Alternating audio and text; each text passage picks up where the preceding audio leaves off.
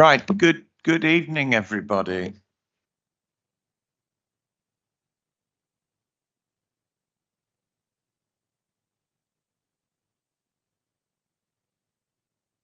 Right. Good evening, and welcome to Overview and Scrutiny Committee, Overview and Scrutiny Board. We need to go through some of the formalities first, I guess. The meeting this evening will be live streamed to the public. Have we got any private items tonight? Not Chair. No. Private. A recording of the meeting will be available on the council's website within 24 hours of the meeting, all being well. Would members, do we have any officers joining it remotely tonight? Yes, I think Sarah Farr. Okay. Would members and officers? Oh, she's here. It's okay. Good. Okay. Would members and officers please remember to switch microphones on when speaking and speak directly into the microphone, please, and switch the microphones off when they're finished. Officers joining via Teams, please use the hands up icon on your screen for question and comment. Microphone on when speaking and off when finished. For those of you who haven't already done so, can you please turn off your mobile phones or place them onto silent, please? Right, what's next then? Apologies for absence, please. Yes, Chair. Apologies received from Councillor Latif with Councillor Ahmed subbing for him and Councillor M. Hussein, Chair. Thank you. Right. So the minutes of the last meeting, which you received as separate papers, they weren't in the original pack, so hopefully everybody's had a chance to see those. Do I have any questions or concerns about the minutes of the previous meeting, please? I only have one thing there, I think, if I may. There's a small typo on page 9, which I'd like you to fix. You've used respective, and I think you meant respectful. It doesn't make sense with the current word. Thank you, Chair. Okay, anybody else with anything on the previous minutes? Can I take those as read? Yes, thank you. Sorry, yes. I think I'm supposed to be getting, or probably all of us are supposed to be getting a written response to my questions that I raised, if you remember, in advance. Yes, I put down that we had in the minutes a statement particularly to do with road landlord and rehousing, if I remember correctly. We were supposed to have had an answer. The rogue landlord, Chair, there's a report which is coming to this committee. Actually, that was meant to come to this particular committee, but because we tried to manage the number of items we had, you agreed that that item be moved to the June meeting. So those issues are going to be addressed in that report coming to this committee in June. The adaptations item, I have informed the respective officer, and he's going to bring a report to the meeting on the 9th of April. Chair. 9th of April, apparently. We're going to get a report. Yeah. Okay. Anybody else with any points? In which case, then, we take that as being accepted. Do we have any urgent business? No urgent business, Chair. References from committees and other bodies? No references, Chair. Okay. So are we straight on then to conflict of interest? Yes. Any disclosures of interest? Members are reminded that they must disclose both the existence and nature of any disclosable pecuniary interest and any personal interest they have in any matters. Does anybody have? Yes? I need to disclose a non-pecuniary interest. I have another property. Sorry, I didn't. Non-pecuniary interest. Thank you. Yeah, yes, Chair. I'm a landlord and also I have an HMO, so maybe it's best that I sit out when we're discussing penalty charges. So, Okay, yeah. I agree. I think it would be better to be absent from that. Financial? Thank you. Sorry? Yes, it's a financial interest, which is why he's going to leave. Are you a landlord? You just No. own that property? No, The councillor said non-pecuniary interest. she's not a landlord. She just Is that- owns money. Happy with that? Yeah. When you come there, I'll sit out. Yes, that's fine. Thank you. Yes, sir. Yeah, I just want to declare I have a second property. I am a landlord.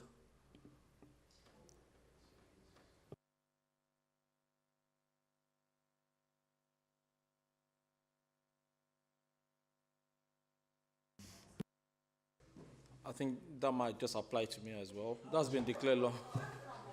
Yeah, we have a second property.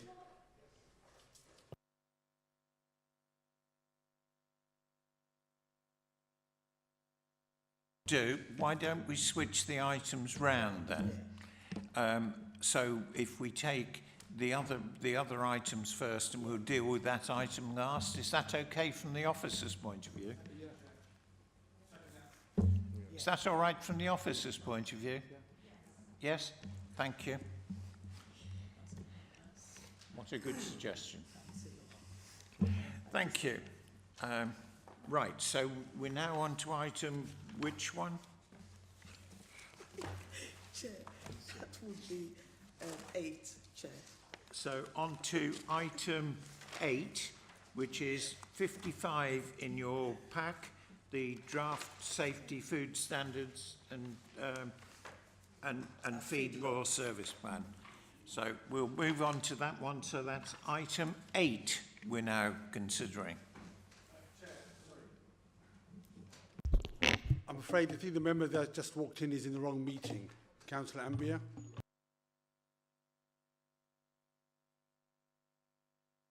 Yes, we are having fun this evening, aren't we? Yeah, thank you. Okay, can we try again then, please? Thank you. Good evening, Chair, everyone. This is to introduce the draft Food Safety, Food Standards and Feed Law Service Plan, a report that would usually have come before you from Liz Bailey, the former Commercial Regulatory Manager, who has left the Council at the beginning of January this year. Hence, you have me, and I'm pleased to introduce Rachel Humphreys, who is the new Environmental Health Manager and Liz's replacement, and who will be producing these reports going forward from here on. I guess the report previously been circulated and members may well have had an opportunity to read it. In that, guys, I probably won't say too much unless you want me to, and we can just take questions. Right. Questions? Councillor Stevens.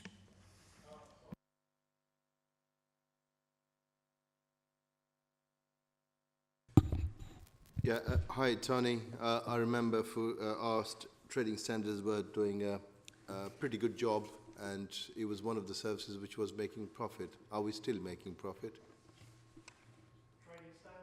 Trading standards? Trading standards. Yeah, So trading services as so trading standards doesn't form part of the environmental health team. Trading standards sits as a separate work area outside of the function of the environmental health team at this time. It's not the same area of work. Just a second question. Apart from food, I would imagine when I'm going to restaurants, we want to make sure that they're welcoming and you know, there's hygiene across the board, not just in the kitchen, but also in washrooms and so forth. And I've noticed a lot of variation across the borough, and I'm sure you've seen that too. Is there anything that we could do to ensure that, you know, the standards are consistent across the board? Do you want to? So when we do inspections of food premises, we do look at the entire premises. So the bathrooms is something that we'll consider. So they are checked during our routine inspections. And if we do notice any problems, then we'll highlight that to the food business operator. It's just an area which needs to be focused a little bit more, in my view. Thank you.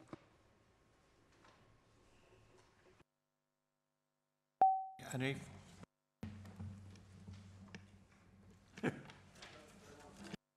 Try again. Okay, thank you.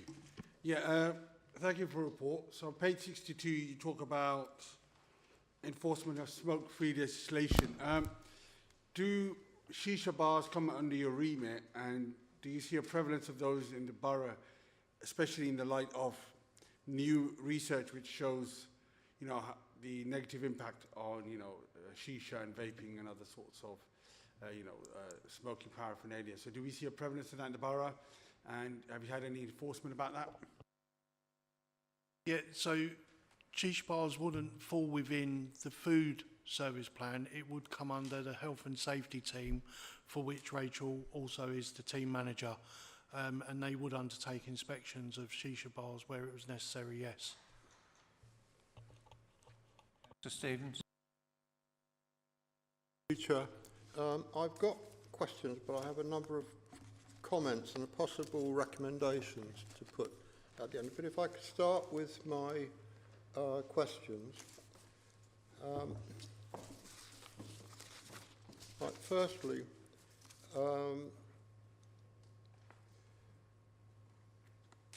how the service becomes aware of new business. We're talking about it on page 65.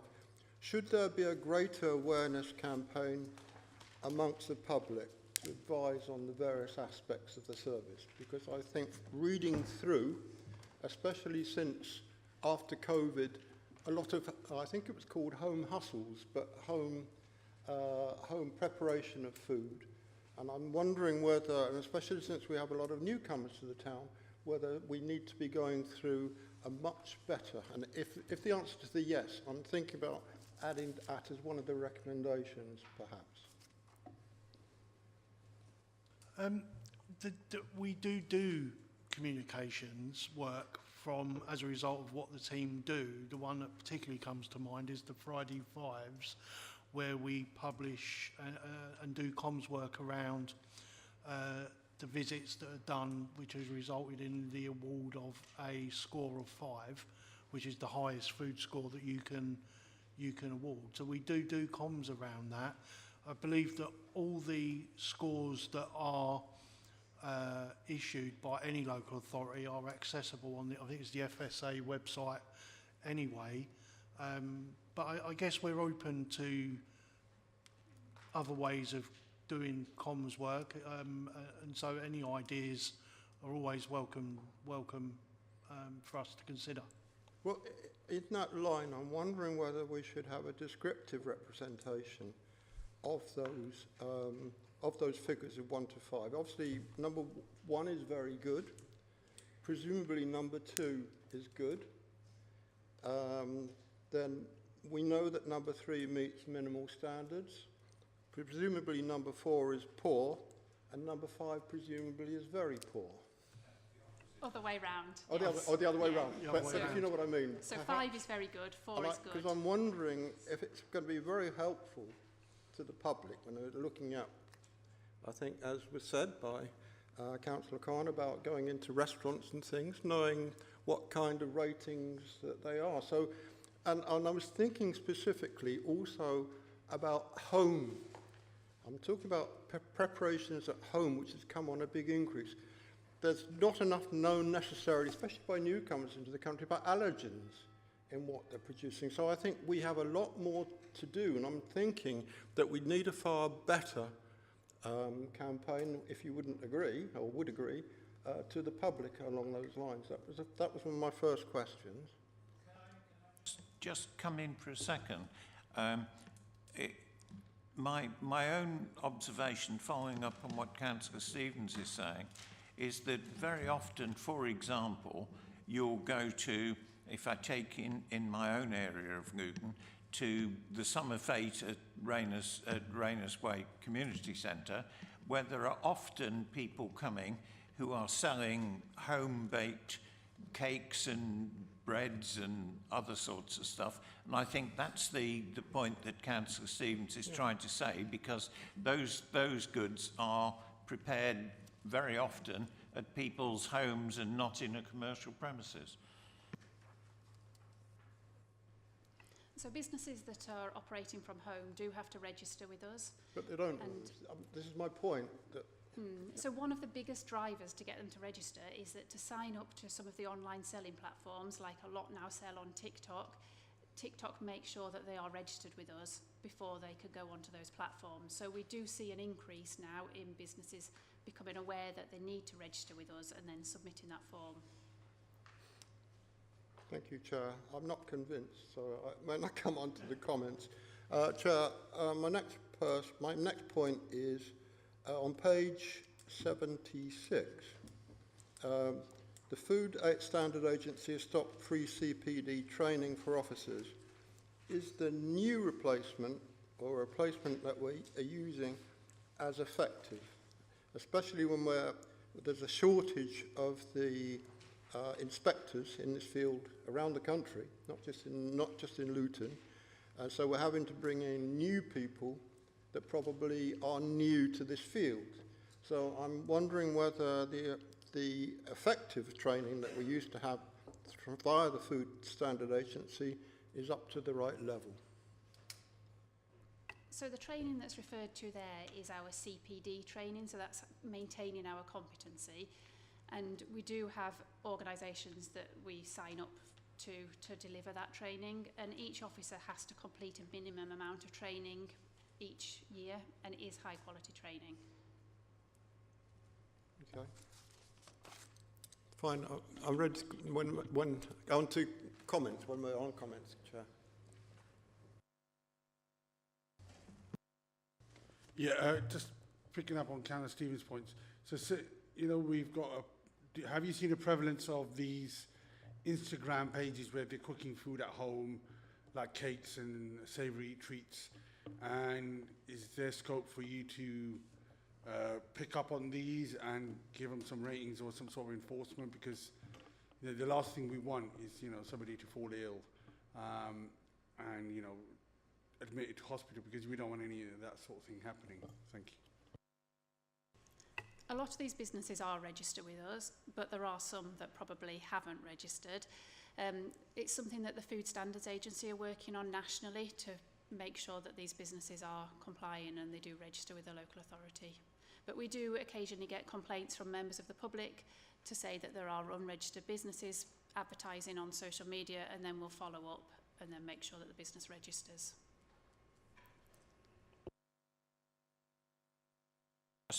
Pipe in with a question. I was a bit confused when I looked at page 70-71. I can see that we've partnered up with a variety of companies. Most of them are not the companies that immediately come to my mind. For example, Uber Eats, Domino's, Deliveroo. There seem to me to be companies like WHS Group, Caterlink, Serco, that are not the people that I normally associate with delivering of issues to do with delivered food. I also have a little byproduct thing, which is that I have some concerns about the food safety of some of the takeaways that are delivered in these so-called insulated bags. But maybe I'm misguided. So the page you're referring to is about our primary authority scheme, and Luton has signed up with various businesses to offer information to those businesses on a national level. So we are signed up with a number of the big food providers like Serco, Compass, Tesco, and That's kind of separate really from the inspection of premises in Luton. But if I then pick up the ones I talked about, what about people like Domino's and Deliveroo, who are two that came to my mind just when I looked? So we will inspect the Domino's businesses that are operating from Luton, but they are signed up with different local authorities as a primary authority. So a different local authority would be assessing their compliance on a national level, so checking that their procedures and policies are up to the standard they need to be on a national level. We would then go into the establishments in Luton to check that they're meeting those standards. So if I go to a Deliveroo in Luton, that's been inspected by the local team, and there are other issues nationally. Is that right? That's what you're saying? So the takeaway that is maybe using Deliveroo as their delivery platform would be inspected by Luton environmental health officers. Okay, thank you. Yes, Sahil. Thank you, Chair. What are the most common food safety violations found in the borough? Are there particular areas, takeaways, restaurant, retailer, where non-compliance is more frequent? So the type of businesses where non-compliance is more frequent. It's difficult to say, really. There is a variety of compliance standards that we find when we're doing inspections. Sometimes takeaways do have poor compliance, but then we have some takeaways that have ratings of 5 and have good compliance. But where we find there is low compliance, we would do a revisit and make sure we bring them up to compliance. Have any foodborne illness outbreaks occurred in the past year? In terms of outbreaks, I don't believe we've dealt with any confirmed outbreaks in Luton in the past year. We get individual cases of foodborne illness reported to us. Further questions? No, just one from me. Then if I go on to page 87, you're saying the sampling programme. I was surprised not to see the soft ice cream machines being included on there, because I understood that they were a major risk. Ice cream is something we've sampled in the past, but most of the sampling that we carry out is part of regional studies that is organised by the UK Health Security Agency. So they will set some sampling priorities, and then all the different local authorities in the region will carry out the same sampling priorities, and that means that they can bring together a lot of data to show where the food safety risks are. Generally of the board, we're being asked in the recommendations to note the contents of this report and to agree any recommendations for inclusion in the final report to executive. Do we have any strong feelings about issues on there? Councillor first. I just wanted to ask the officer about, we're seeing in certain parts of the town an increasing prevalence of pop-up, temporary, there's sometimes containers selling tea, spuds, whatever, and I just wondered whether they are actually being regulated and monitored. And one of the big issues with some of them is the litter they cause, because people tend to eat there on the go, throw it on the floor and walk off, and sometimes there's no bin nearby at all. So I just wondered whether that's been factored into some of your work you do. So they would be required to register, and they would be inspected from a food safety and food hygiene perspective. If there are issues with any that are causing litter, separate to that regime, we can always engage with them using other officers from an enforcement function within the service area, such as neighbourhood enforcement team, the investigations hub, for example. So if we knew where there was a particular problem that was happening, we could do that. Councillor. Chair, I had some comments which would lead into answer one of the questions that you've just raised now. But first I wanted to give congratulations to the team. Number one, after the COVID pandemic, the team surpassed the expectations of the recovery plan in hygiene inspection due to hard work and dedication. So I think our congratulations should go out to the team on that. And secondly, by building on the primary authority element of work on page 71, the council has put itself at the leading edge of service delivery. So I think we should be congratulating the team, especially in those two areas. But, and here is a but, and I think it leads on to what I would like to recommend, Chair. I think that there are resourcing issues. The team is not able to meet current code of practice requirements in terms of statutory inspection frequencies. Page 68, paragraph 2. Food complaints remain high.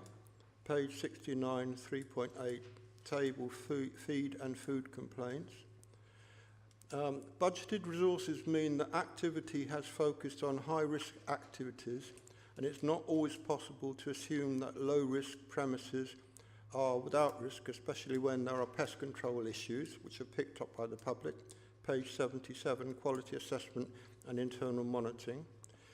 So in monitoring review service plan, there's going to be a probable expansion of outlets.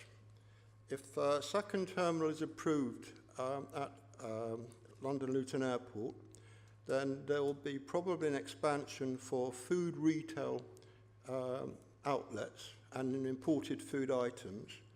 There may be new food outlets coming into play at Power Court. And I'm chairing the nighttime economy, looking at how we're going to improve the town centre. That will mean, very likely, an expansion of what is delivered in the evening economy. So on those bases, on that basis, Chair, sorry, on that basis, I would recommend two things back to the executive. Number one, that we look at further resourcing for the team, because they are clearly struggling with resources. And then number two, that we take on board what various colleagues have said about expanding the information out to the general public on these very important issues of health and hygiene in the food sector. Thank you. I'll come back to your recommendation. Councillor Janif. Yeah, I would like to pose that recommendation because it's got nothing, we just need to kind of focus on the report in front of us because the new terminal has not been built yet. The new stadium hasn't been built yet. So there's going to be further revisions to the report. And I think it's a bit of a waste of officers' time to factor all of these, a lot of maybes in. Let's deal with what we have right now and address the public's concern about food safety with what is being provided. So I don't think we should waste officers' time with a new terminal which hasn't been approved yet, the new stadium which hasn't broken ground yet, which probably won't be ready for at least another 2 to 3 years. The new terminal, if it goes ahead, which we all hope it does, probably won't be ready for at least another 4 or 5 years. So in that time, the legislation may change. So I think we should stick with the report in front of us and comment on that. Councillor Franks. Yeah, sorry, Chair, I thought the point that was being made was that the department seems to be under-resourced for the job that it's trying to do now.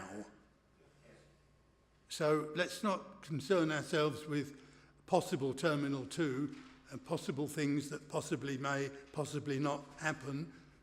The question is whether the organisation is adequately resourced, and I think Councillor Stevens' point is that it is not, and I'm quite happy to second what he's proposing.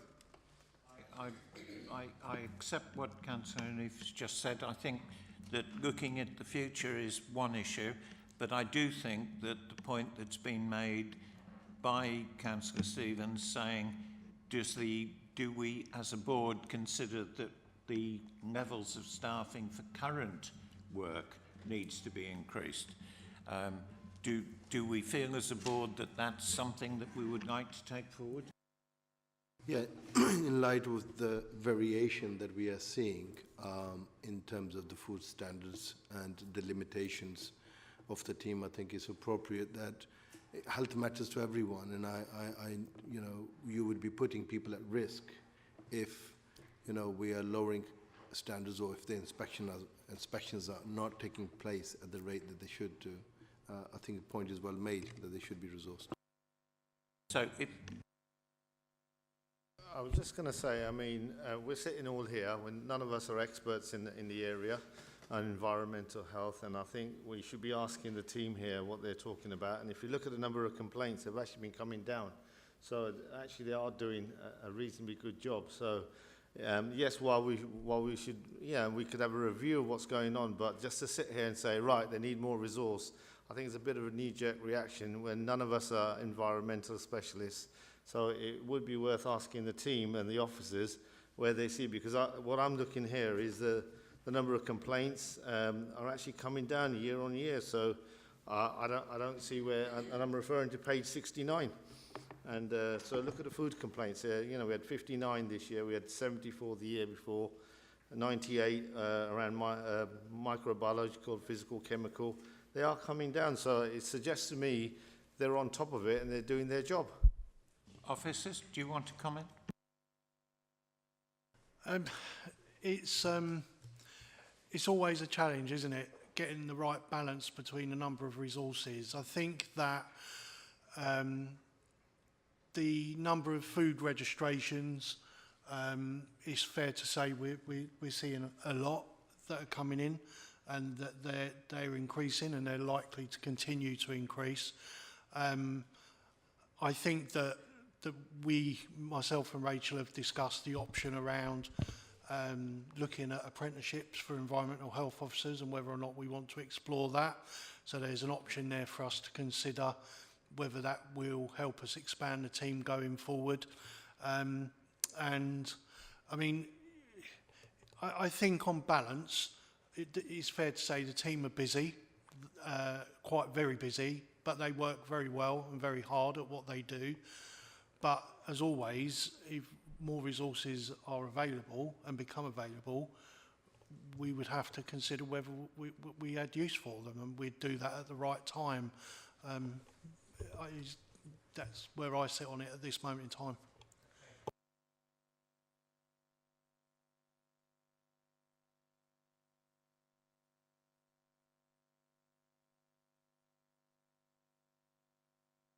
Councillor Franks.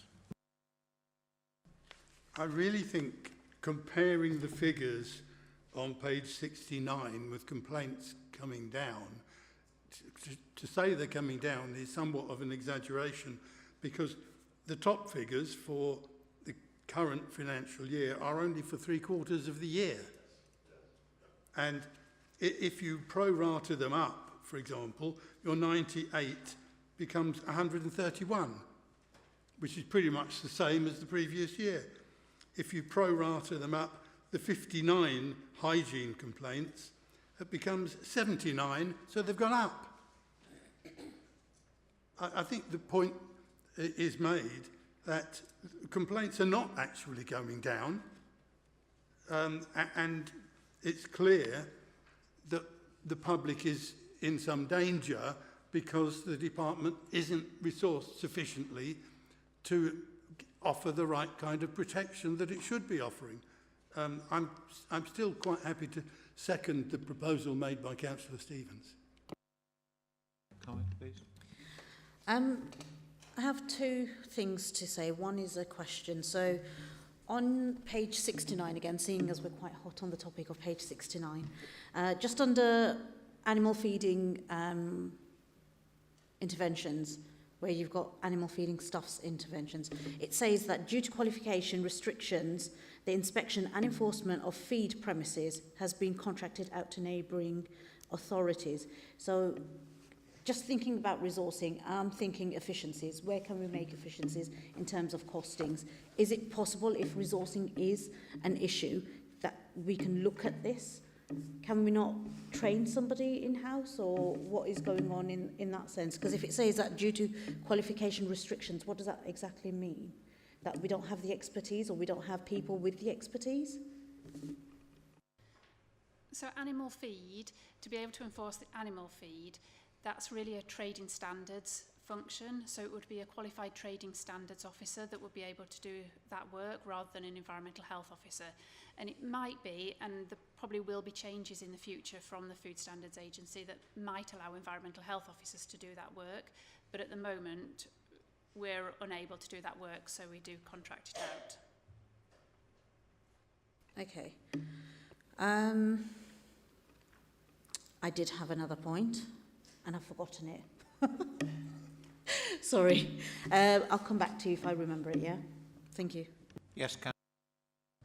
Thank you. I'm just thinking, I mean, the paper in front of us today is the recommendation is to include, note the final report and to recommend that it gets sent to the executive meeting.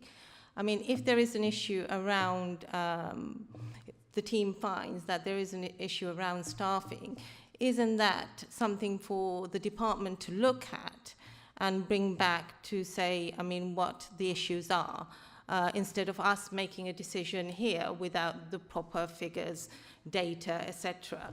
So are we just jumping the gun a bit? Okay, two people are saying that, I'll come back to you in just a second. Two people saying they believe that the approach to increasing staffing levels is appropriate.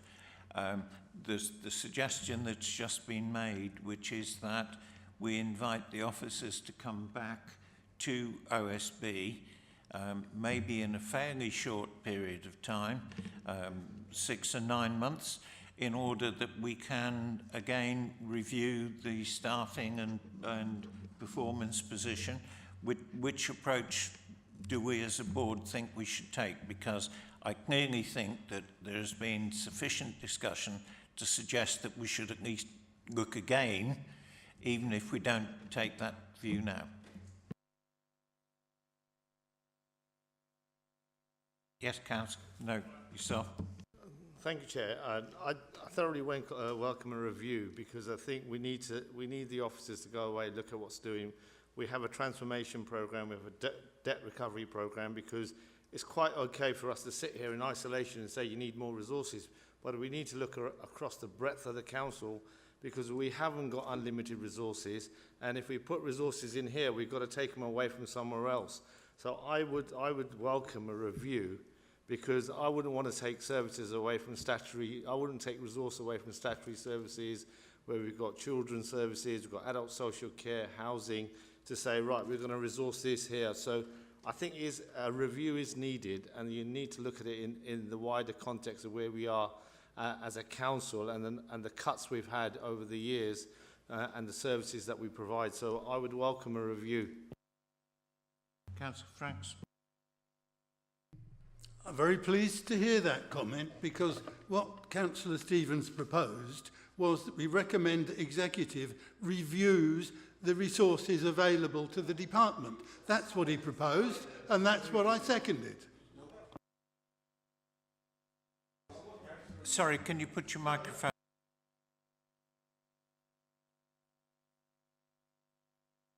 It was to go back to the executive to ask them to look at the resourcing level. So let me get the wording correct on that. I think the point I also need to make, and I know that the team who work very hard, because they've actually shown how hard they work, but there is more legislation coming down the line. That's the other thing that we need to be aware of. It's not just the expansion of premises that are coming forward, but also the view is that there is further legislation coming down the line. And in that regard, and in regard to the couple of points that I picked up, that there are difficulties in handling some of the processes that they're supposed to do now. It's indicated in the report. If colleagues had actually read it fully, they would have picked up the same points as me. So from that point of view, it's to see whether through the executive the resourcing level is at the right level, and for the executive to make a decision based on that, which I think Councillor Frank said he's happy to, and also to ensure that we give further information out to the general public on these issues. I'm going to bring this to a halt and ask, do we as a board, just on a show of hands basis, can I say, do we wish to make a recommendation for an immediate review of resources, which is the essence of what is being said? So by a show of hands, those who agree with that, we will get that recommendation to executive. Anybody against? Okay, so that's carried at this point, but it is a recommendation of a review of the resources.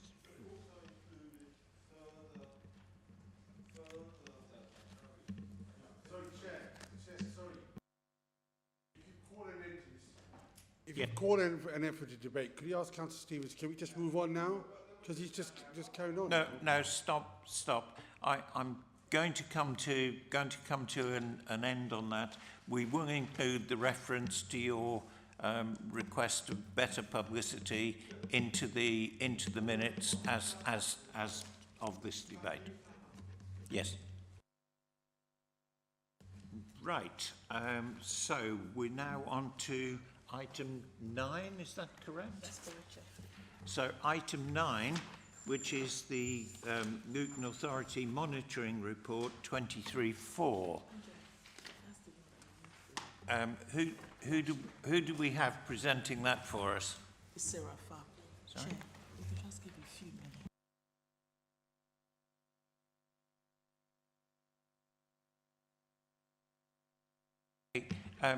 We have just a slight pause because we wanted to set up, because we have somebody joining online. So if we can wait just for a couple of minutes while that live stream gets set up. Sorry, my manager just told me we need to do that.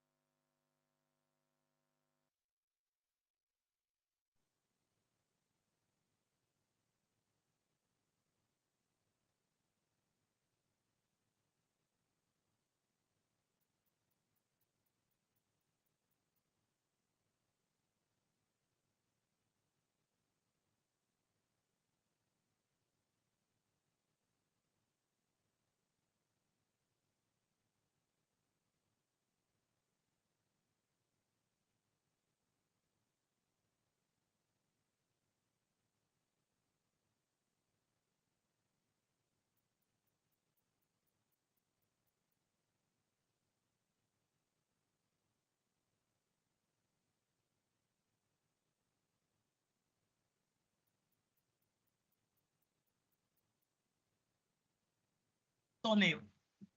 Yeah. O'Sullivan. Yeah. Done. We done?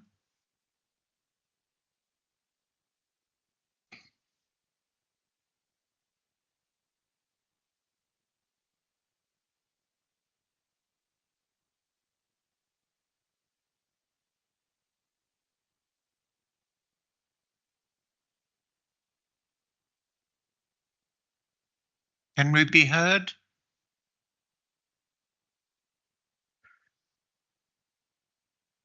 Yes. Hello? Yes, it's coming through loud and clear. Okay, thank you. Sorry about that, but now we seem to have the technology sorted. So thank you for that. Right, who's going to be presenting this evening? Hello, my name's Sarah Farr and I work for the planning policy team. Planning legislation requires that local planning authorities publish an authority monitoring report. The AMR provides a summary of the work progressed under the Luton Local Plan 2011 to 2031, with particular focus on the delivery of housing and employment sites. we published the last AMR in November 2024, which covered the period for 22 to 23. This AMR before members tonight is for the monitoring period 2023 to 24. I would note that there is an amendment to the covering report. Paragraph 13 states that 5,543 square metres of employment floor space was gained in the year. This should read 5,774 square metres gained. This figure is also quoted in the AMR in paragraphs 122 and 351. This will be corrected for the report when it goes to the executive meeting and obviously in the final AMR. The main findings of the 2023 to 24 AMR are: one new development at Butterfield Business Park added 7,897 square metres of mixed employment use floor space. Minor floor spaces losses elsewhere meant Luton gained 5,774 square metres overall during 2023 to 24. During the year, 458 new dwellings were delivered in Luton, but as in previous years, there was an over-delivery during this period of one-bedroom homes, making up 48% of the total delivery. 248 homes were delivered on windfill sites, 6 social homes were completed, and another 16 were provided under shared ownership. A further 68 homes were purchased for affordable rent after completion. Following the consideration of the AMR by the Overview and Scrutiny Board, it will go to the Councillor's Executive on the 3rd of March. The AMR will then be published on the Council's website. Once published, the AMR will help inform work on the new local plan. Thank you. Thank you very much. I'll take a chair's privilege and just ask a question, if I may. On page 89, there is reference to Gypsy and Travellers. As I understand the position, one of the things that causes us a problem with Gypsy and Traveller communities and getting them moved on is the fact that we don't have transit camps in the borough. Can you comment and give me any clarification on that, because that's an ongoing concern, and I'm talking about as recently as this weekend, having travellers moved on from my area of Newton.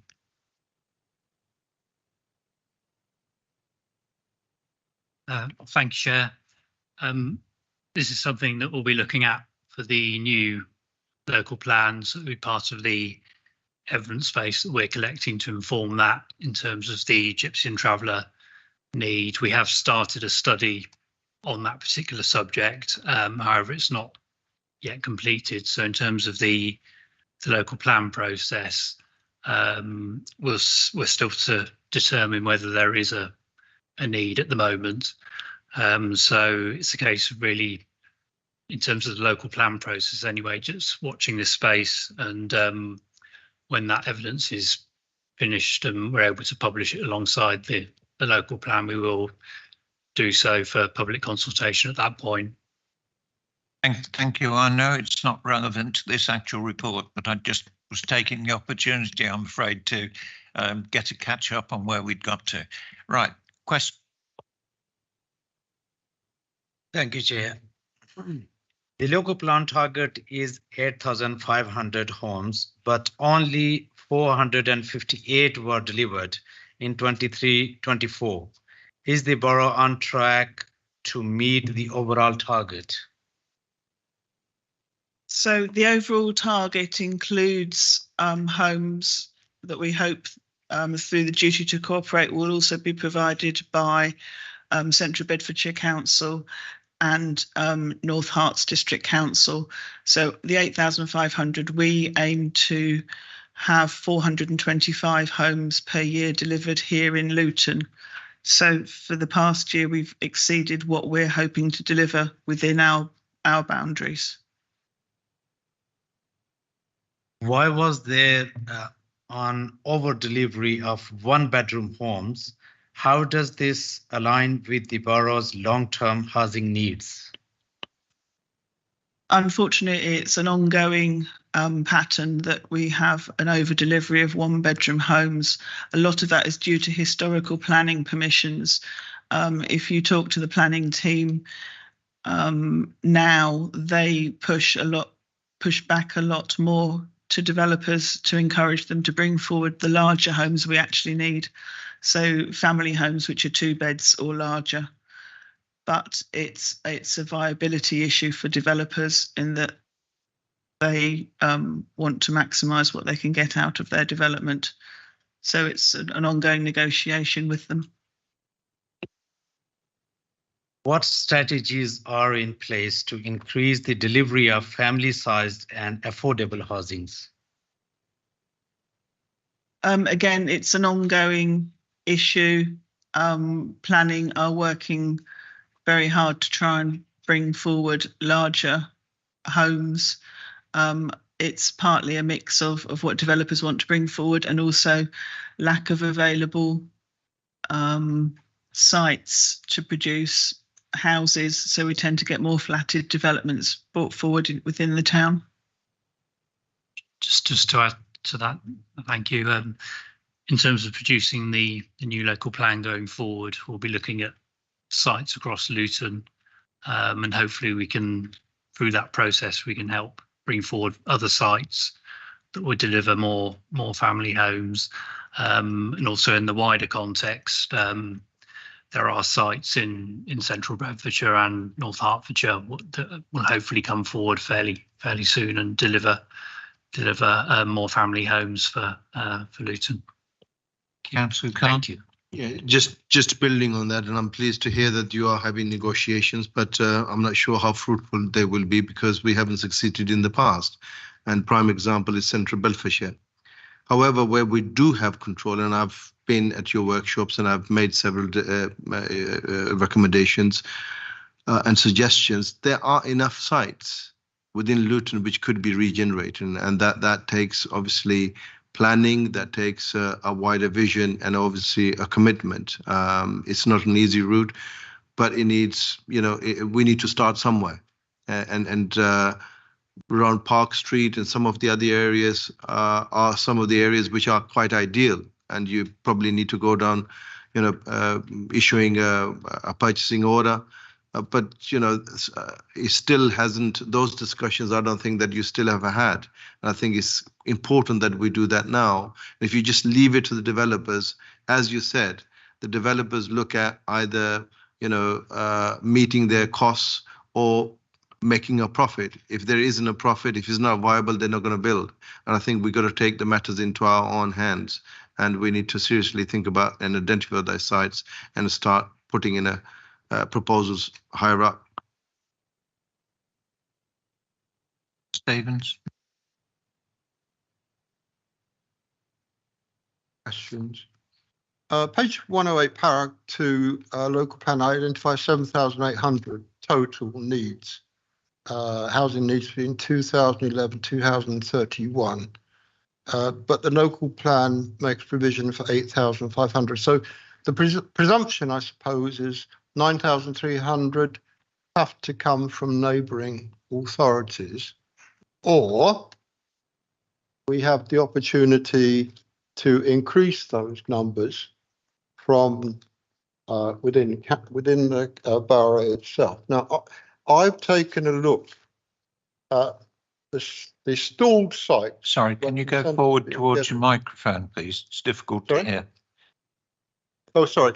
I've taken a look at the stalled sites where consent is being given, and I've calculated that it would provide 7,883 homes if we went ahead with those sites. And if you take away Power Court, because that hasn't come, so that's still going through the system, that would still provide 6,683 homes.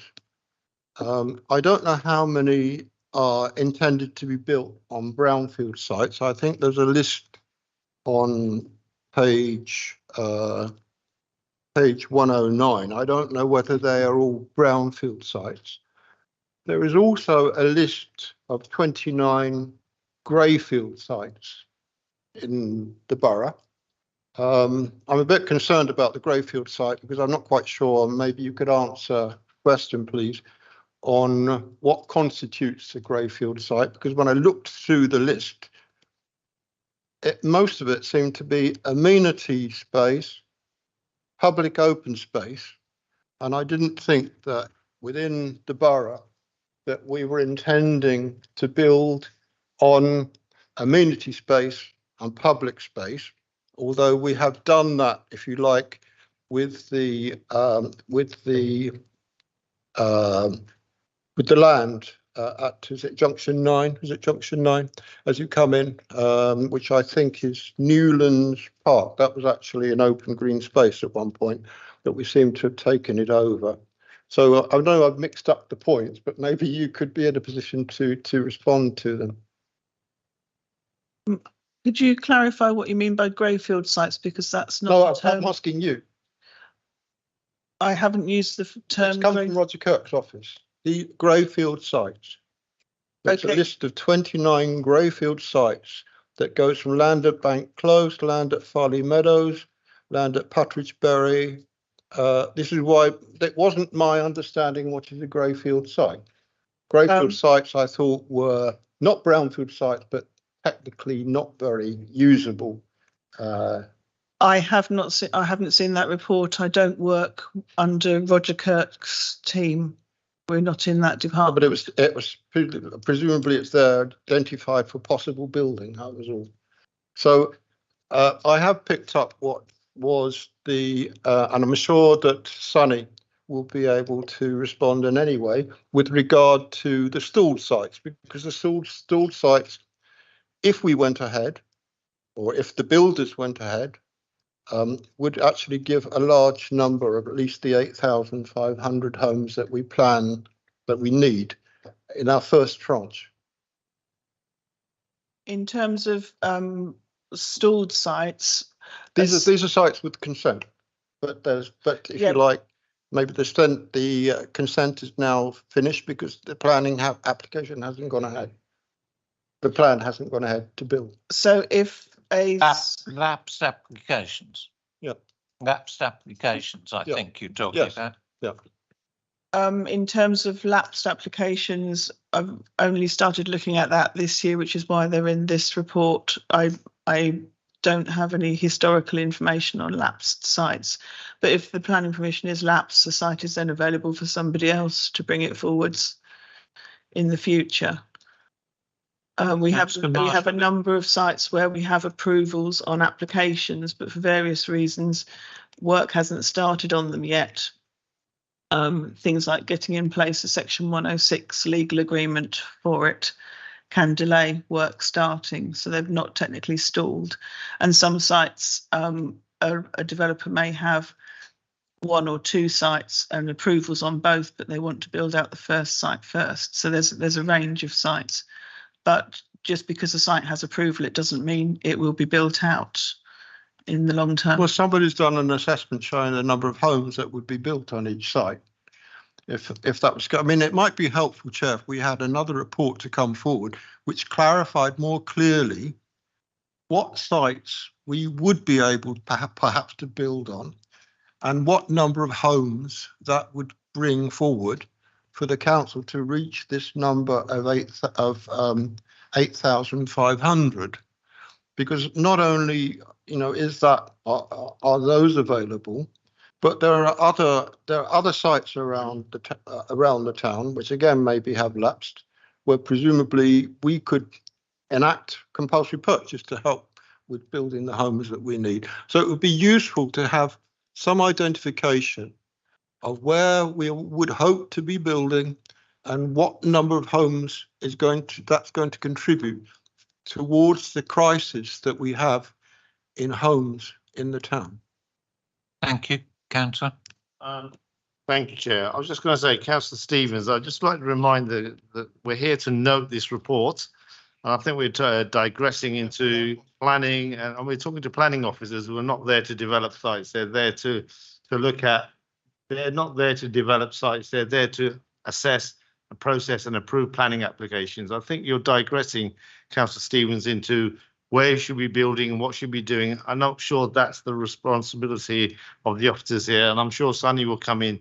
As a planning officer, you're there to assess the planning application that's made to you and whether that fits in with the local plan. And this is what this report is doing. I think you need another report or somebody here who actually is looking at housing. The officer wanted to come back in. Just a couple of things. The 8,500 comes from the strategic housing market assessment, which was done before the current local plan. It was done as part of the evidence for the current local plan. In terms of projecting what can come forward, last year we worked on the 5-year housing land supply report that assessed all of the approvals in the town as they stood at, I think it was 1st of April of last year, and they assessed which ones would be able to come forward within 5 years. So it might be worth having a look at that. I can certainly circulate a link to it. It's published on the council website. And just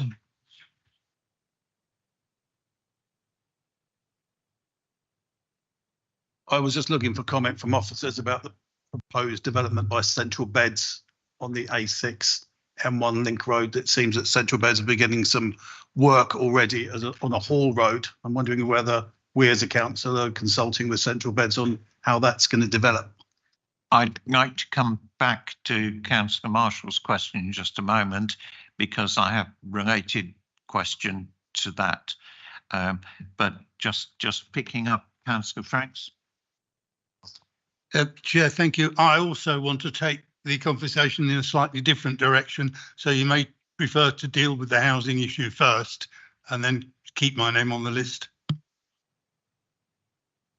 Yeah, my question is around empty homes. I know this report doesn't talk about it, and I think it would be good to know how many empty homes we have and what are we doing to bring them in use, and that will also help us to get closer to our target. And another thing, just to note for our friends here, when the officers bring a report, it's not just about noting, it's about really looking through and what we could do to add value and look at recommending stuff. It's not, we're not here to rubber stamp, we're here to make suggestions and agree and develop a consensus. And so I think we should all be clear on that. Thank you. Yes, you wanted to come. Thank you. Just also responding to Councillor's questions here. I think I mean you're right to raise a number of options in terms of where land could come forward for new dwellings in the future, and through the local plan process we'll be looking at that. So there's a number of documents that will be exploring a range of sites across Luton, and exploring how those sites could come forward to then inform the local plan. So they could be brownfield sites. We'll be undertaking a review of the green belt, which may provide the opportunity for some new development. So we're looking across Luton to try and find sites basically to meet that housing need that we need to in the future. And just to come back on the empty homes question, as part of that evidence base as well, we'll be looking at the empty homes across Luton to see whether that can provide a source of housing as well. It may be a fairly limited supply compared to some of the other sources in terms of new sites and potential larger sites, but it certainly will be something we'll be looking at as part of that work as well. Thank you, Sonny. I see you brought your image up online. Can I just ask, thinking about the questions that have already been raised, and the need for maybe more clarity on what some of these types of sites are, not as maybe a new presented report to this board, but could we have some form of additional clarity to what each of these numbers mean and what the grey sites look like and what the greenfield sites look like? Is it possible for you to get somebody in your team to just try and give us something a bit clearer, just as a reference report for the committee? Is that possible? Yeah, good evening, everyone.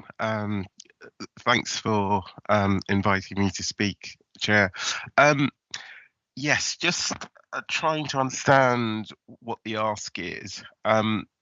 Is it clarity around the definitions of different potential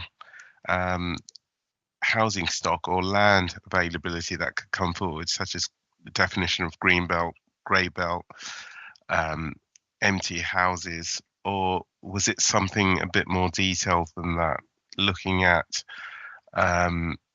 potential increase in homes from the various consents that might come forward?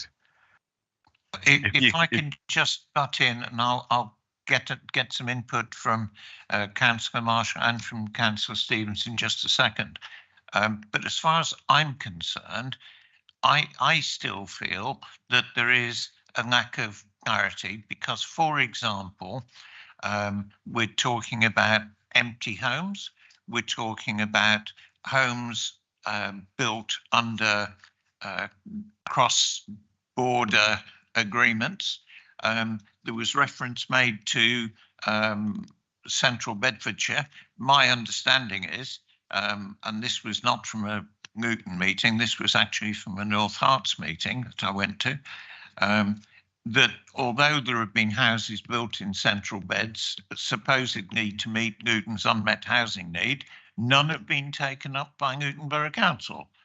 And equally, no statement of up-to-date housing was given to North Herts, even though there is allocation to meet Luton's unmet housing needs. So I think there is a level of confusion all the way round this question of housing availability, but maybe I'm wrong. Councillor Marshall, do you feel the same? I was just keen to get clarity in terms of, and I've dealt with Sunny directly from a local resident's perspective on where we are with the Central Beds development or not, or whether we've got further information on when that's going to begin, because that will obviously take a lot of pressure off in terms of housing locally. You raised.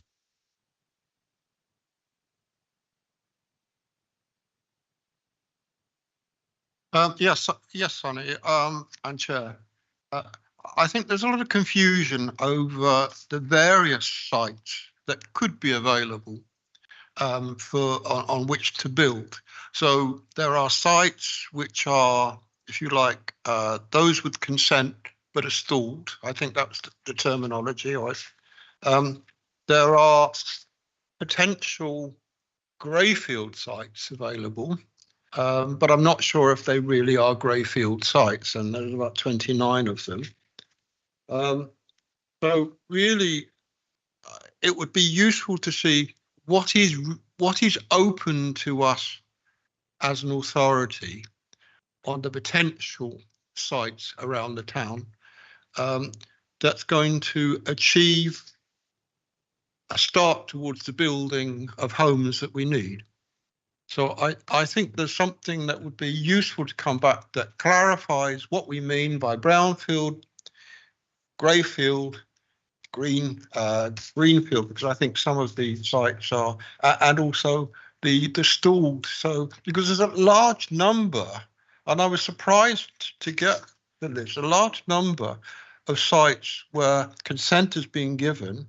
And as I say, if we included Power Court, which is coming forward, it almost gets to near to the kind of number that we need, which is 8,500 for that first tranche.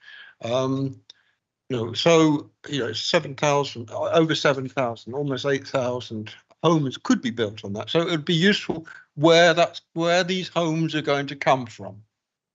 Sonny, has that made it any clearer, or has it made it more muddy? Yeah, thank you.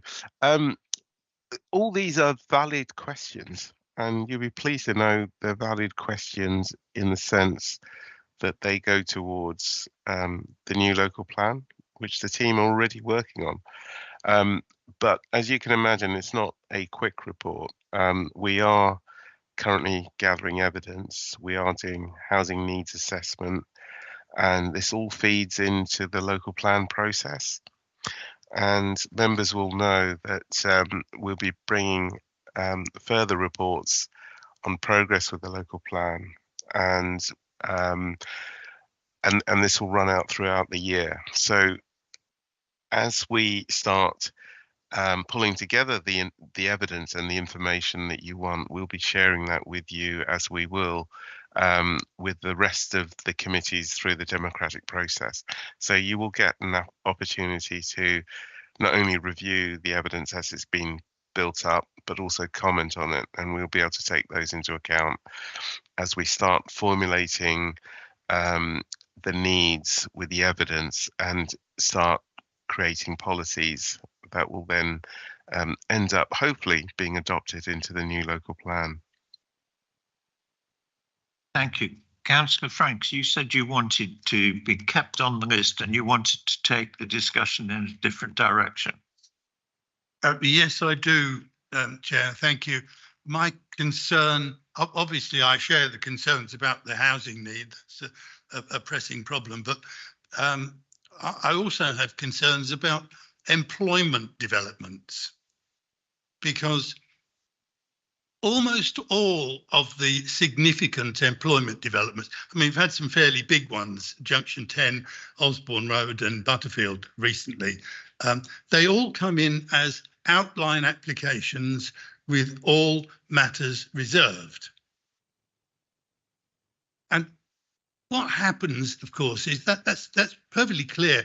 The developers want an outline application because they don't know who they're going to attract as tenants for the development, and they therefore don't want to tie themselves down to build things which are unattractive to their potential tenants. Perfectly reasonable from the developer's point of view.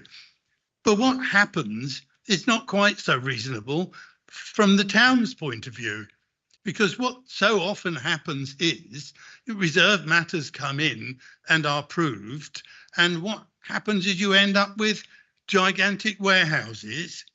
Sorry, you're not allowed to call them warehouses these days, are you? They're distribution centres or whatever, but it amounts to the same thing. Warehouses which produce vast amounts of heavy goods vehicle traffic and hardly any jobs. I mean, that enormous one that's going up at Junction 10 at the moment is obviously nice and convenient for the motorway, for the heavy goods vehicles, but it's probably going to end up with somewhere between 10 and 20 jobs, because warehousing is so automated and so computer controlled these days. You don't need to employ people. What my concern is that when these reserved matters come in, which usually include details of traffic generation, employment potential, the nature of business of the future occupier, no account seems to be taken of the number of jobs that are going to be generated. And maybe this is a problem for Development Management Committee. Maybe Development Management Committee ought to take these reserved matters issues back to the committee. Whatever, I'm not sure. If the officers have got some suggestion as to how we can ensure that these outline consents actually result in more employment and fewer warehouses, I would dearly love to hear what they've got to say. But it is a big problem. Can I take this back to officers two ways? First of all, when you're constructing the new local plan, which you're working on, to what extent are the sorts of concerns that Councillor Franks has just raised being taken into account? And we have been losing a lot of employment sites around the town. Admittedly, in return, we're helping towards the housing position, but we're still losing the employment sites. So to what extent is it going into the local plan? And we have here in front of us the report for 23-24. When do we get the next update of that? Because we're talking here 23-24, we're now into 25. So when do we get to see how we're moving forward? Because I don't want us to lose the points, especially on the clarity of the housing sites, and indeed the clarity on the industrial sites. Speaking personally from my ward, which includes Butterfield, that is exactly the issue that Councillor Franks has been raising for almost every recent development on Butterfield Green, where we don't know what's going to come there until after the event. So two things then. So when do we get the next issue of this report? And to what extent are you taking these concerns that have been raised now into account in the new local plan? Thank you, Chair.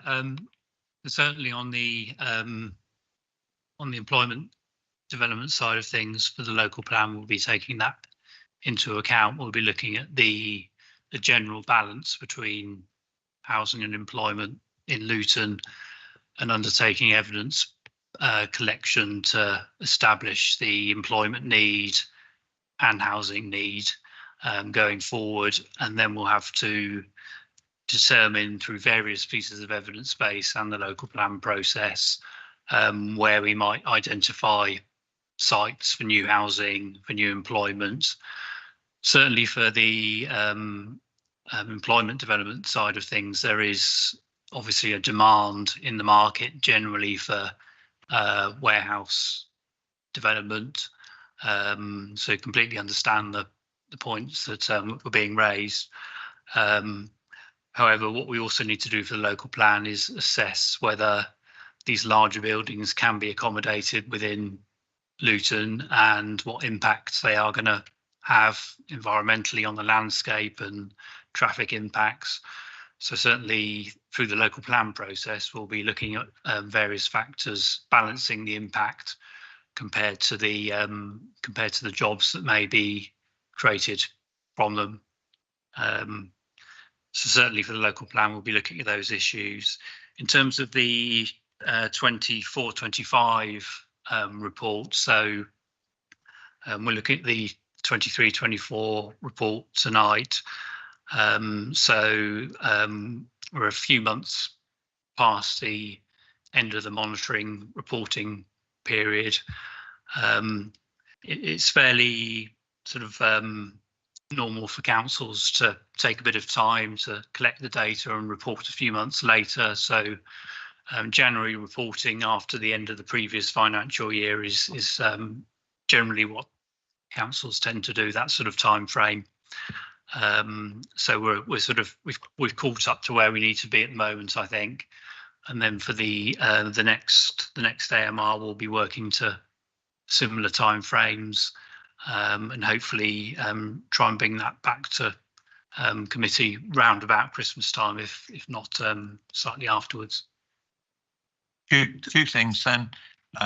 I think that just a personal statement, and I'm not going to even debate whether I'm right or wrong at this point, but just as a personal statement, things like the warehousing that takes up a huge amount of space and gives very few jobs are probably better left to people with more room than Luton's got.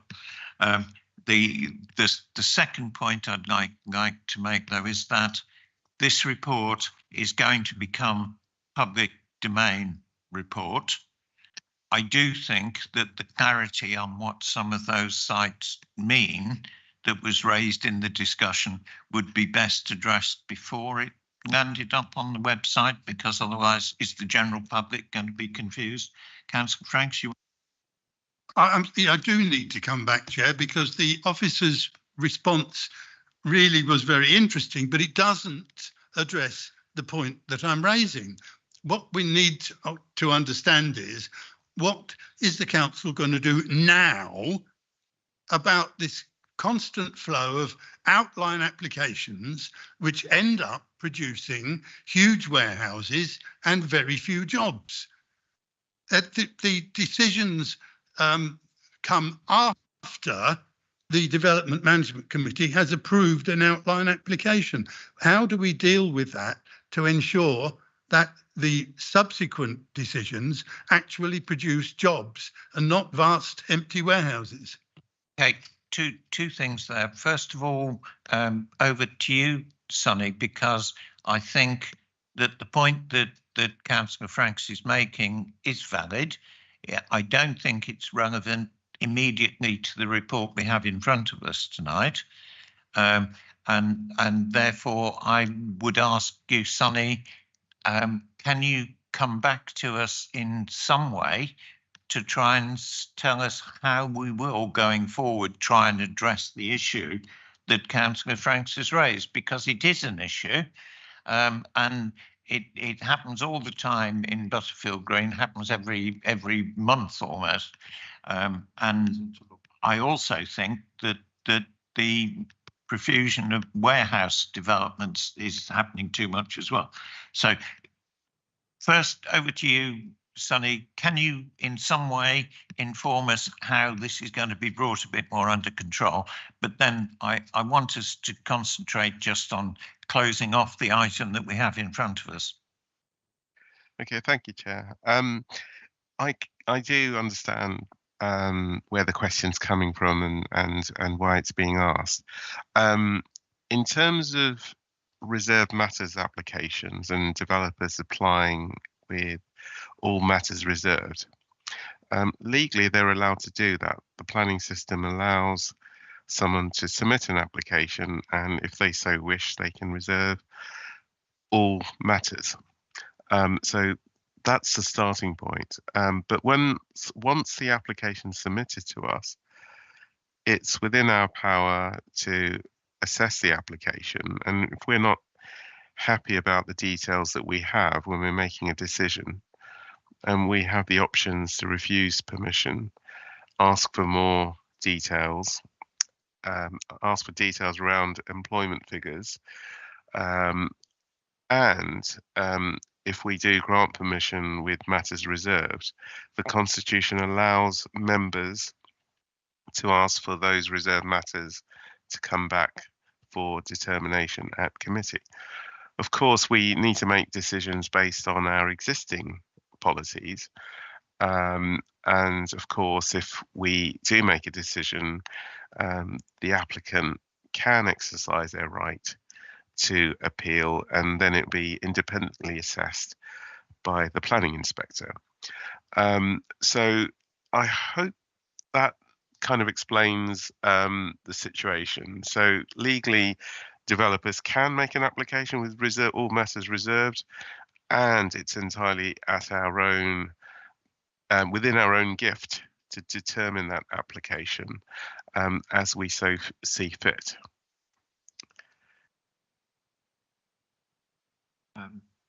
Councillor Neef, you asked to come back in. Yeah, thank you, Chair. I think you've already said what I was going to say, is because we just keep on going left, right, here, there and everywhere instead of just focusing on what the report is asking just to note. And thank you for trying to bring us back to what we're meant to be discussing. Because we can go on ad infinitum about housing and warehousing. That's not a matter for this report. So thank you for bringing it to a close, Chair. I think I'd like to bring that to an end, but I will take the option, if I may, Sonny, to come back maybe with a set of specific questions to you, because I'm not sure that the answer that we just had is satisfactory. But I want to bring us back to this report, and I I know these reports take a great deal of work to produce and get into the public domain. My only reservation strictly about this report is that there are areas in it that I feel the general public will not understand in the form that it's currently written. And that's just a concern that I have. I don't know if my colleagues here in the board agree with that, but that's the feeling that I have. Does anybody disagree with what I've said, that it needs a bit more clarification? So I think from an OSB point of view, we would like to say very much a thank you for the immense amount of effort that I know goes into these summary reports.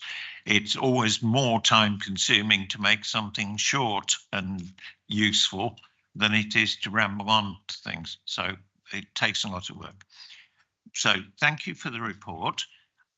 But I do think that from OSB, we need to say that before it goes into the public domain, it requires a review to make sure that it is understandable to the general public.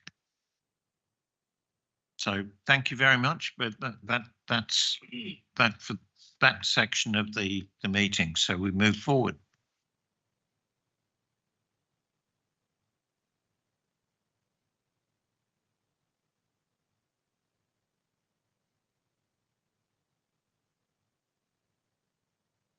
We'll now do the work programme, so that we can then allow the members who have got a conflict of interest to leave the meeting before we do that first item. So the work programme, I think, begins at page 141. And I'm pleased to say that my manager over here generally takes the work programme and leads you through.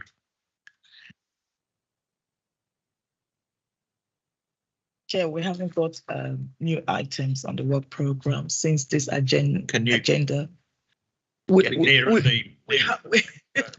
haven't got any new items on the work programme since the agenda was published. So I would ask members if they have any items to suggest. Thank you.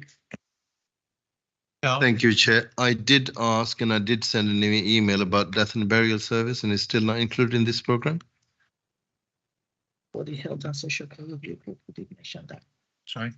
Burial services is for the health and social care review group scrutiny. We did say that. Yep. Suggestions and proposals to add to our work? Yes, Councillor. I don't really want to add anything more, but I'm just looking at the April work programme. It looks very, very full in 145. And I think it may be one too many items on that page for us to deal with. If 3 items on today's agenda has taken up so much time, I don't think we'll get through all of that.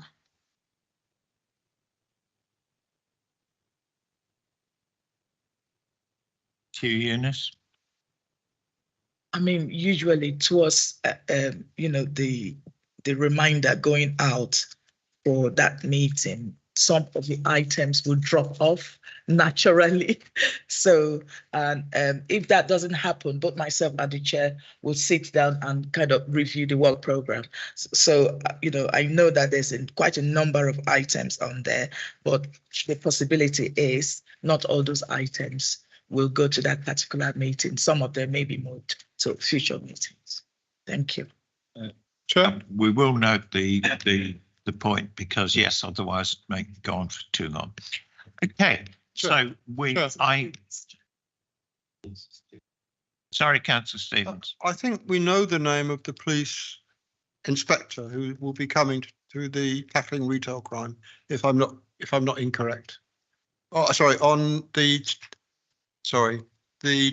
crime and disorder committee, I think, which is coming up. I think it's on page 144. Yeah, no, under tackling retail crime, I think we know now the name of the inspector who will be coming to give the report. I did give that feedback, yes. I can't remember their names, but they have agreed to bring that item to the committee. Thank you. Just so that members of the board know, the report from the Police and Crime Commissioner will take a slightly different format because there is a potential conflict of interest between when he puts forward his official plan to his own board within the police service and when he comes here. So in order for him to get our input, we have to dress it up slightly differently so as not to break the police protocol. Just so that you know. Okay. Right, so we're now going to revert back to the item 7, which begins on page 5, but those councillors who have declared an interest, if they can leave the chamber, please. Thank you.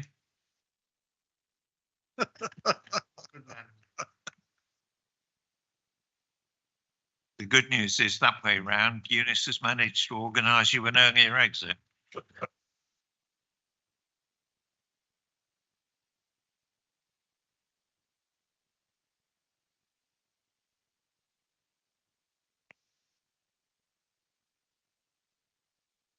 Thank you, everyone. Right. According to my note, we're on page 5 now. Is that correct? That's the right check. Item 7. Thank you. Good evening. I'm sorry that we've messed you about. That's perfectly fine. Thank you. Good evening, Chair. Good evening, everybody. I'm Joanne Nelson. I'm the head of private sector housing. The purpose of this report is to seek the views of the Overview and Scrutiny Board in respect to the private sector housing civil penalty policy and civil penalty calculation fees, which is due for submission to the Executive on the 3rd of March. And I trust everybody has had the opportunity to look at that report. So the background is that civil penalties were introduced by the Housing and Planning Act 2016 as an alternative to prosecution for certain Housing Act offences. They help enforce housing regulations and they fund ongoing private sector housing enforcement. The existing civil penalty framework for housing enforcement has several limitations, including the production of inadequate penalty amounts, an inefficient calculation process, and it does not fully meet our policy objectives of safe, healthy homes. So to address these issues, the proposed improvements include a revised penalty policy with the calculator in line with new legal precedents and the Renters' Rights Bill. Additionally, staffing levels would be increased to better support the revised system, and the costings for the staffing expansion can be found at item 7 and the projected penalty income at item 8 of the attached executive report. The projected surplus of 296,240 after staffing costs would be reinvested into further enforcement activities, improving service delivery and addressing housing quality issues. So the Overview and Scrutiny Board are asked to comment on the recommendations to Executive and the contents of the attached report, support the recommendations to Executive to authorise officers to proceed with an alternative civil penalty policy approach, the new penalty calculator and the corresponding increase in officer numbers, and finally, to support the recommendation for the Executive to authorise the Service Director to make minor adjustments to the policy as required. Thank you. Okay. Yes, Councillor Franks. Yeah, first of all, a question. I note that the starting levels for various offences are listed. They don't give maximum levels, but I wonder if we could have a brief explanation of who actually decides what penalty should be levied. in certain circumstances. I don't want a description of, you know, how they calculate this and how they calculate that. Just who makes that decision will do for me. Thank you, because that was part of what I was wanting to know as well. It will be the officer's decision. However, with the new calculator, the different offences are set at a starting level. You then take into account different factors like how many properties are in a landlord's portfolio, have they offended before, what was the level of harm to occupants, and the fee is adjusted either up or down. So there's aggravating factors and mitigating factors. So each case would be looked at individually. The calculator would be used to produce the civil penalty, which the recipient can appeal against, and it will be for officers and management to look at appeals to see whether those penalties were reached correctly. Okay, that's pretty much what I was expecting. What is the success rate of actually collecting the penalties? The success rate at the moment is around 45%. But in the report, I have, as part of the expansion, it is to increase the grade and the full-time equivalent of a legal officer, because with these penalties, it could lead to landlords not paying, and therefore we do need that support to take them through court if necessary to get the fees in. For Stevens? I'm almost finished. I just want to... It's fine, I was going to come back to you.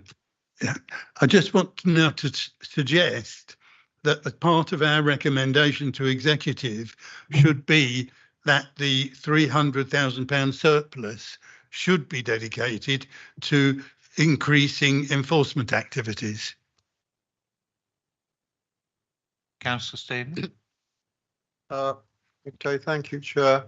The first thing to say is I support the recommendation 1 and the recommendation 2. I do have some questions, though. I will say that I've found the service has been very helpful to me in the past in lots of areas in my ward where there have been issues with private housing landlords, HMOs, and also tenant behaviour. So that's one of the first things that I just wanted to say. But in my question, so the current penalty income is predicted at 2,700,000. Can we get a feel of what the current, based on the current situation or the current, how it's running at the moment, what the income is? Well, the income is extremely low. If I can just give you an example of the difference between the proposed calculator and the current calculator. So if we serve an improvement notice on a landlord and they fail to comply with that notice, the base fee is £500. If you look at the proposed policy, the starting point is 22,500. Because if you've got category 1 hazards in your property, that is a serious matter. And if a landlord fails to comply with the notice, it's of the opinion that that is a serious matter, and the penalty should reflect that. Recently, at a tribunal case, the panel made the judgment that the case that we had that they'd appealed against was not severe at all because the penalty was so low, where in fact it was a severe case of damp and mould in an old gentleman's flat. But because the way the penalties are currently calculated, the fine, the penalty was minimum, so it didn't reflect the severity of the offence. So going back to the income that we bring in at the moment, it does vary. It depends on how many officers we have that can go out there to enforce improvement notices and unlicensed HMOs, etc. So I think the last couple of years have been the worst that we've had, because we've had we have insufficient resource and other issues such as sickness. So we've brought in about 40,000 the last year. So it's going to be a dramatic change, but it is, what is needed. And if I could just go back to Councillor Frank's suggestion, the income that we receive through civil penalties is ring-fenced to private sector housing enforcement. So it can't be used anywhere other than more enforcement work. Okay. My next question, please, which is really along lines of Councillor Frank's. If we are going to have the extra officers, why is it still predicted that it's going to be a 45% collection rate? So I've asked other authorities, and currently that is the success rate that they have in collecting the penalties. So I'm hoping that with the additional legal support, our rate will be higher. But that is the average at the moment. Some local authorities don't have their own legal support, and if they're not paid, it has to go through that court process. Okay. My third one, which is probably the most important, what is the breakdown between the tenants or the owners that have just one or two homes or one or two properties to rent out, and no more than one HMO, and those that are 3, 4, 5 dwellings and 2 HMOs, and 6 or more and 3 HMOs, and there's a important reason why I'm asking this question. So how does it break down with the number of properties that we would be looking into? So how many, do we have an idea how many rental properties, if you like, fit in under a landlord that has 1 to 2 and 1 HMO that has 3, 4, 5 dwellings, 2 HMOs, and then the great big people that have 6 or more dwellings and 3 or more HMOs? I think this is the answer that you require. So with the calculator, as I said, you start off at a starting point. If a landlord only has a couple of properties, the amount of the penalty is then calculated at one level. If they have between 4 and 6, whatever it is, then that would be an additional level that will be added, and for the larger ones then it's a higher level. So where they've got a big portfolio and are more experienced landlords, the penalty would end up higher than somebody, for example, that just has one property that they let out. It's probably me, the way I described it, actually. It doesn't quite answer the question, and this is the reason why. I'm already in contact with quite a lot of landlords that have 1 or 2 properties. Yes. They are already talking about selling that property or selling those properties with the onset of potential selective licensing. Oh, sorry. Or they're already talking about selling the properties on the basis of selective licensing. We've just come from a meeting looking at the budget where Mark Fowler talked about a large loss of potential rental properties. I think 25% out in the marketplace that we can use. If these charges come in, I'm wondering if it's going to cause a rapid movement by those people that have 1 or 2 properties, maybe 1 HMO, because they fear that the penalties are going to be, and they might, accidentally fall into a category of something not repaired on time when an inspection takes place. And I'm wondering whether, under the impact assessment at the end, whether we've actually gone enough out into the marketplace to ask those people that have just a few number. I'm not talking about the big, because the big landlords, 5, 6, 7, hundreds of properties, you know, they're just going to take us to court and hope that they would win. But I'm worried about the lots and lots of small landlords that we could lose because of the level 2 defined. Not it's going to happen, but on the basis that it might happen, and because of the potential of selective licensing that's coming in. Do you understand why I'm asking that question? May I just say, like one of the councillors who left this board, who has one other property other than the one that he lives in. I understand perfectly what you're saying, and there is that fear that because of the renters' rights coming in and our selective and additional licensing that's coming in, hopefully, that there may be some landlords that do sell up. But it's been shown at other local authorities that there are still landlords that are waiting to come in to buy up properties. And if I could just explain, if we go into a property, say single family dwelling, before we've even been there, we've tried to set up communication with the landlord. So when we get a complaint in, the first thing we do is try and contact the landlord to discuss the issues that the tenant has reported. We write to them, so we put it in writing what the tenant has said are the issues. And then if we have to go out and inspect and there are issues, they're category 1 and 2 hazards, we then serve an improvement notice. So the landlord has had 2 opportunities to put right any issues that are within that property. If after the notice has been served, they still haven't complied, that is when they get the civil penalty. So a good landlord who upkeeps his property has nothing to worry with this policy. It's slightly different with HMOs, because if we go out and we find an HMO that's not licensed, we don't give them the opportunity to put that right. They would get a civil penalty straight away.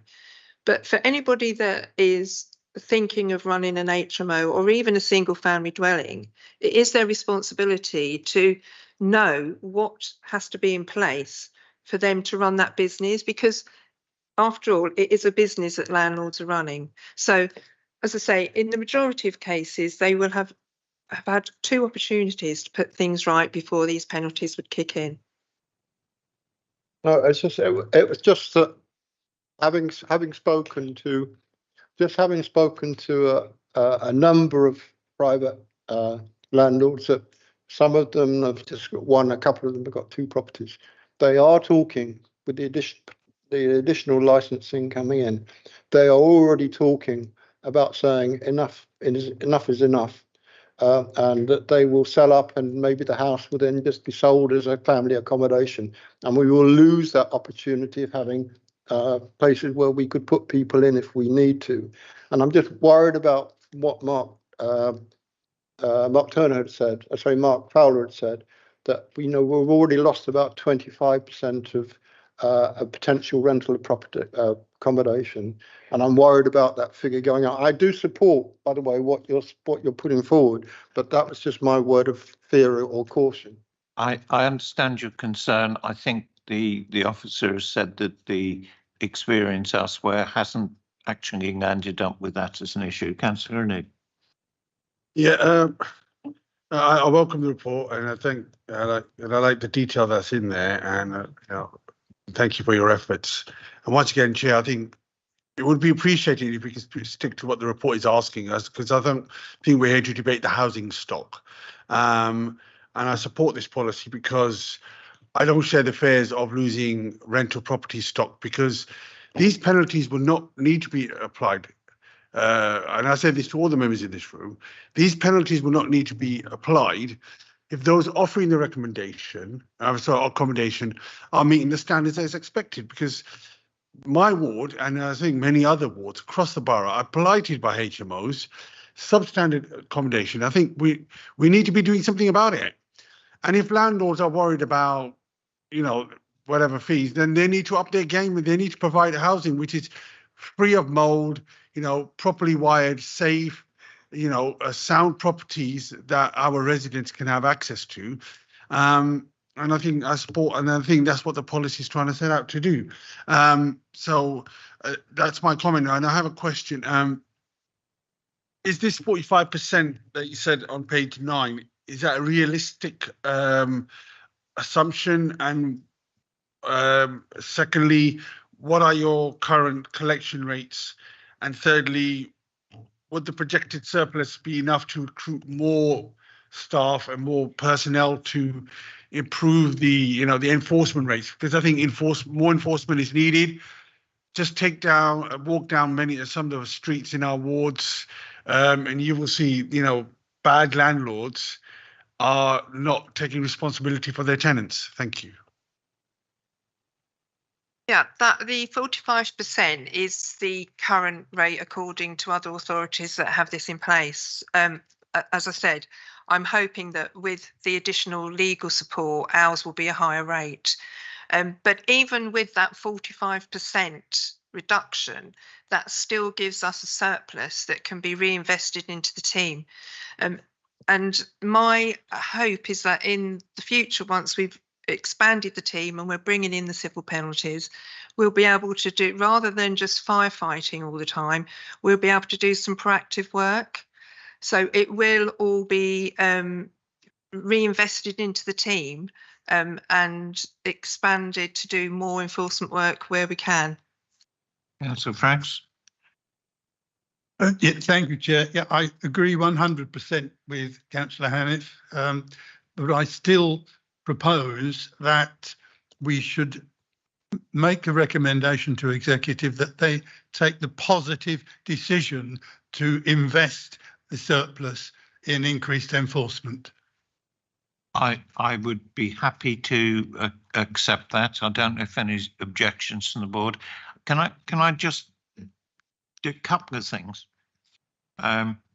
First of all, the report, I think, would benefit from a simple hierarchy chart, which showed where the levels were, so that you start off with somebody who's just got one property and then 2, 3, and 4, and so on. That's the first thing. I think it would add to the clarity.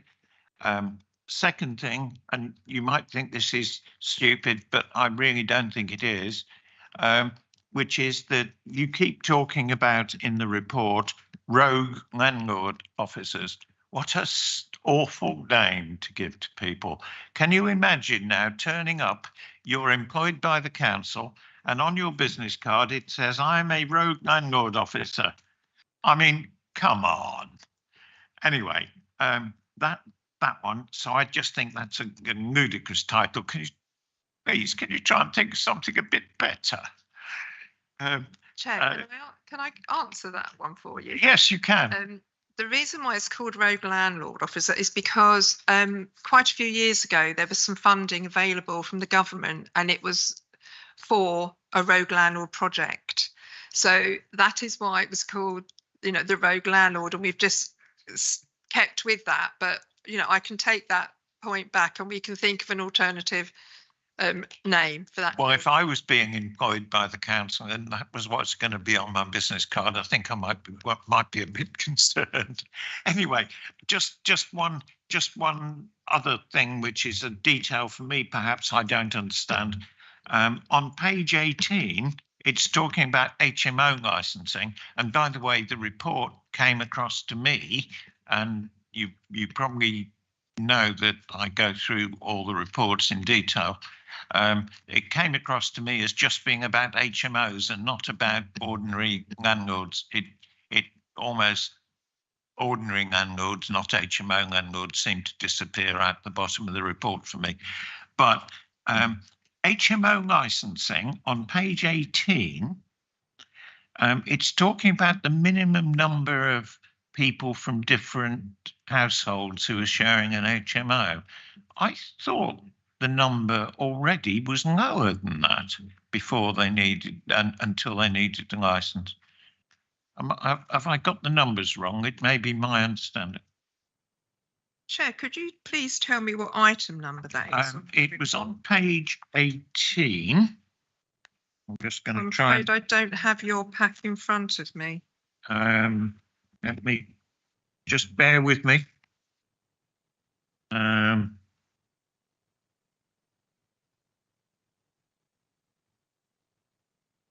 Yes, I think it is. It's saying, yeah. Most HMOs occupied by 3 or more persons. Is that a different number? Because I thought that under the current rules, there could be more people. I thought it was 4, to be honest. I beg your pardon, Chair. Is that the report for the civil penalties that you're looking at for the 3rd of March meeting? That's your Appendix B. That's your Appendix B. Yeah, Was in the papers for tonight. the one that you sent. So it would be. That was Appendix B. And yes, you're right. It was the first paragraph.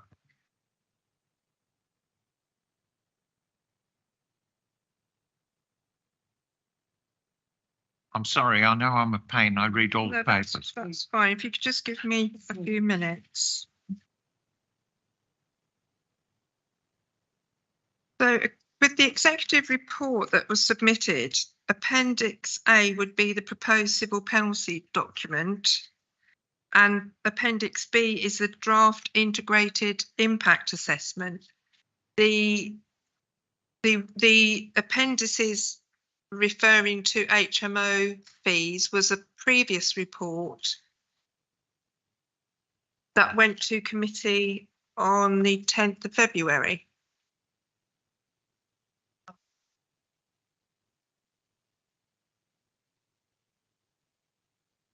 That's the reason for me asking the question. Councillor Stevens had just said maybe it's changing. That was the reason why I asked the question, because I thought that currently, if you had an HMO, then you only needed a licence if there were more than four individual families involved or groups involved. Yeah, so with mandatory licensing, which is the current scheme, if you've got 5 or more people from 2 or more households, you have to have a license.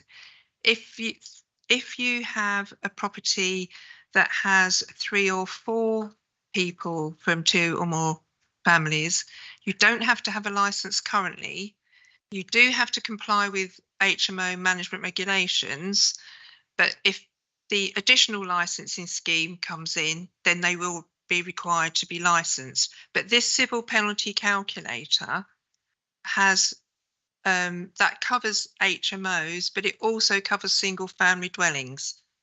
So I am right in saying that part of what this report is saying is that you're going to reduce the level at which a licence will be required. Is that right? Not part of this particular report. No, that is the additional licensing report, which is, quite an old document now. Can I help, Chair? Because I think that there is confusion around this, because there are 3 different numbers depending on which regulation you're looking at. Under the current legislation, there's 1 number. Under the proposed local licensing scheme, which is still trundling through the courts, there is a different number, and there is a different number again at which you have to actually have planning consent. And I think those numbers are 3, 5 and 6. If we don't clarify that, we're going to leave ourselves open to all sorts of issues, aren't we? Okay, yes. Thank you, Chair. If the projected surplus amount is not met, how will the council address the funding gap? That is a good question. It is anticipated that we will bring in more than what is anticipated here.